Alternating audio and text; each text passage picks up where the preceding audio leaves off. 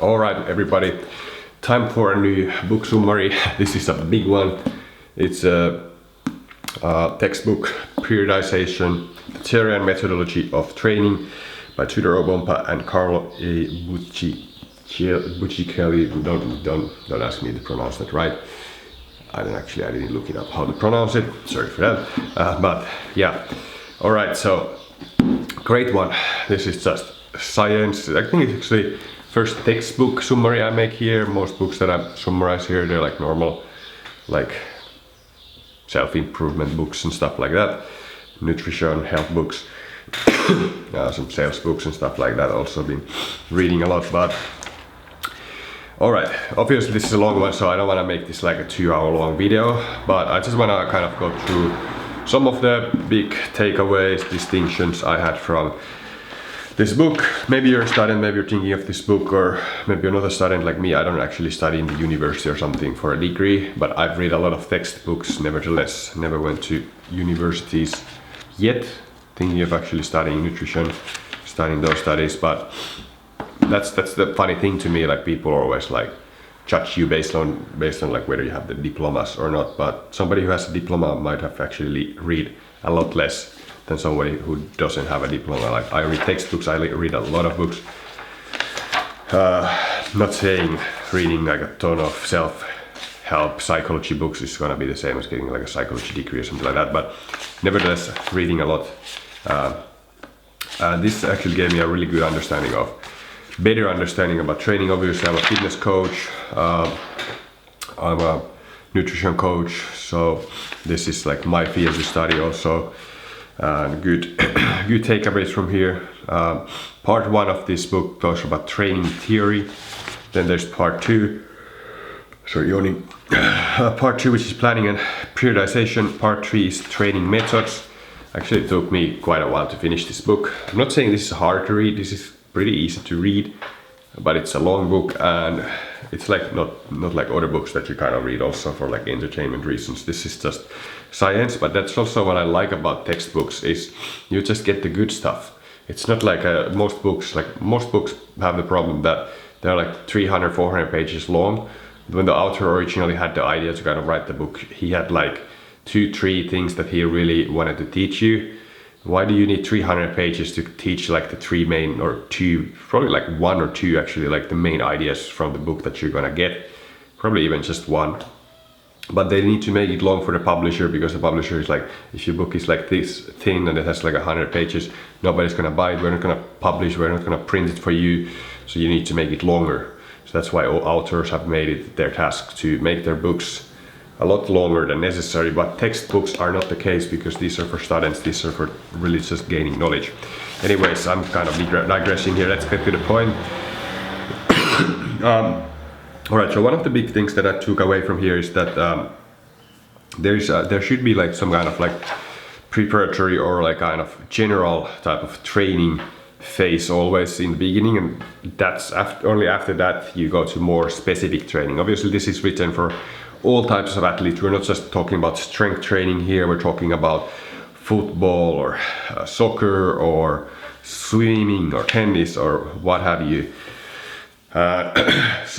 But the recommendation for athletes in general, and I think people should approach the gym also this way, is that the first part is always when you first start training, you should have that kind of that kind of general training. When you're younger, for example, if you specify too early, athletes actually end up not becoming as successful as athletes who actually focus mainly on general kind of training when they're younger, and then they start to really have more specific training later on, where they actually learn the skills of the tennis or the skills of basketball or something like that. But this general phase is more about like just general training. And then obviously the book's name is Periodization, so I learned a lot more about that. So you have essentially like a microcycle, which is the week's plan. Okay, we'll do this intensive workout on Monday, then maybe Sunday is a rest day, and you plan the microcycle, which is the week. This is funny to me because most people actually, they think they have a training plan when they only have planned like a microcycle. It's just a microcycle. If you have just like chest day, back day, leg day, most people call that a training plan. It's not a training plan. It's just a week of different workouts. It's just a week. That's a microcycle. Then you have mesocycle, which is which is the kind of the training phase. Could be like 3 weeks, 4 weeks, even like 2 months. It's a little bit longer period where the workouts week to week are probably gonna that could be like still like, for example, like you could do very similar workouts for like 3 weeks. That would be like mesocycle or the training phase, and then the microcycle is like the weekly breakdown. Of course, you can break even the day down because some athletes train 2 times, 3 times, 4 times a day, so they have to even plan like, okay, 7 a.m. workout, 12 p.m., 12 noon workout and stuff like that. Then there's the macrocycle, which is usually like months of the year, like broken down. Then it's called a monocycle, I think, which is what they mentioned in this book. I think is the monocycle is the microcycle, mesocycle, macrocycle, monocycle, right? Am I correct? I think monocycle is called. Anyhow, that's how you break it down. I got confused there actually. Yeah, I got a little bit confused. Sorry about that. But you break it down like you have to plan the whole year. Then you're gonna break the year down into kind of these macrocycles, and then you're gonna have the mesocycles and the microcycles. And some plans even are like 4 years long, because some sports competitions are like every 4 years. So you got to kind of plan even that long term. So you got to understand that there's a lot of planning that's required to be put into training plans. It's not just like a weekly workout program. You just go to the gym and do whatever. It needs to be planned out very carefully and for the long term. Then again, I don't want to make this video super long, but then I like the last part, which is training methods: strength and power development, endurance training, and speed and agility training. Not gonna touch so much on the last two because of the interest. It's most of interest to me that the first one, strength and power development, as I'm like a personal trainer or coach with resistance training, strength training. So yeah, I took a few interesting notes from there. Obviously some of that stuff was really familiar to me already. You need to take into consideration with training like the order of exercises and how many times you're going to train per week. Are you going to train full body and stuff like that? Then it had these pretty interesting ways of kind of, this went into, of course that was interesting to me how they calculated like the volume. That's an important thing to understand, like how to calculate volume. And this kind of book, by the way, is the kind of book like, okay, you can read it once, but it probably would require like a lot of repetitions to actually really comprehend all of this stuff. Peaking for competition, then training methods, strength and power development. I like this graph here also of the pyramids of like kind of different focuses. Like if you are, there's like the force or strength, which is the F on the top.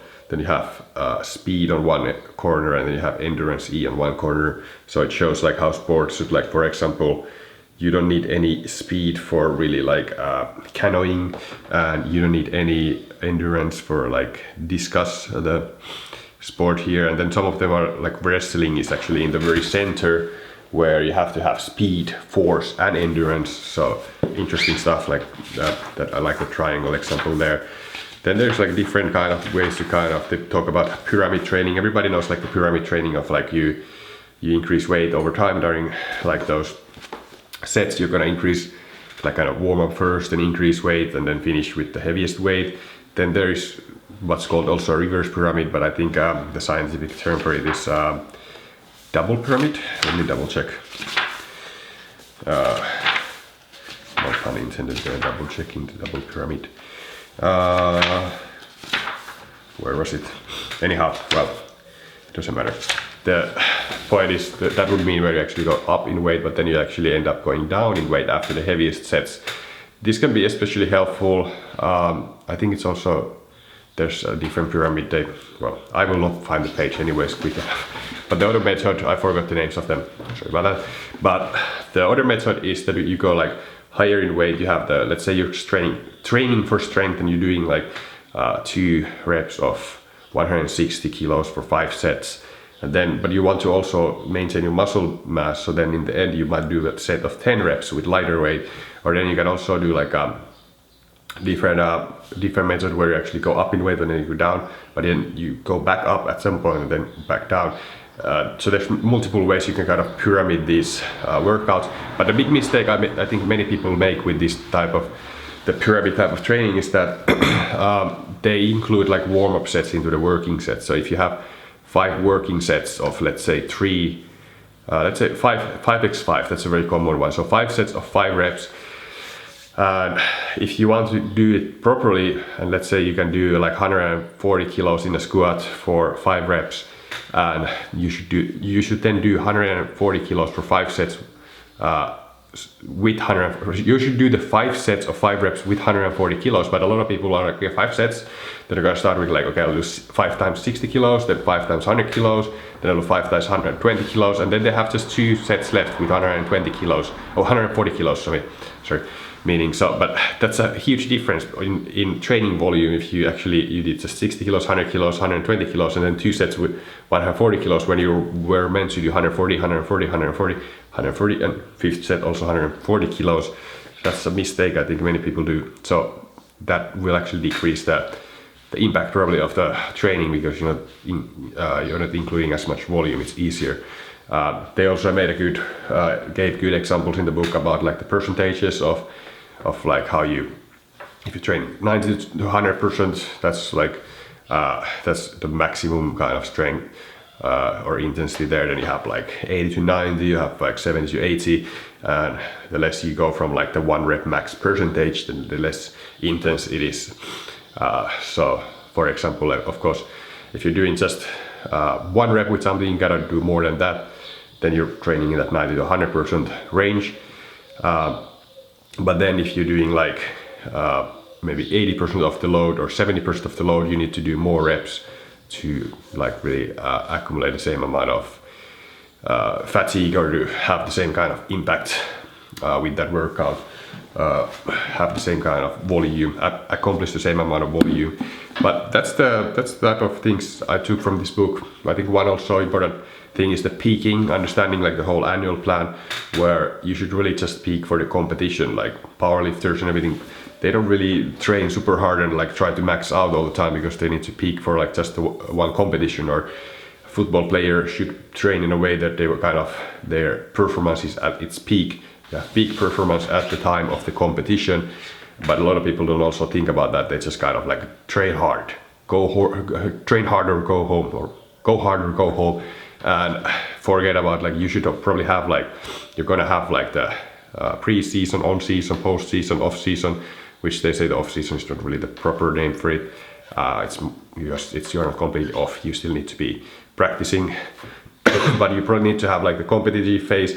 Then you're gonna have like a transition phase after that. You're gonna start all over after that, where you have like the general type of training again, the more specific and so forth, all preparing you towards the competition, so that you're not overtraining but also not undertraining. It's a really like a fine line.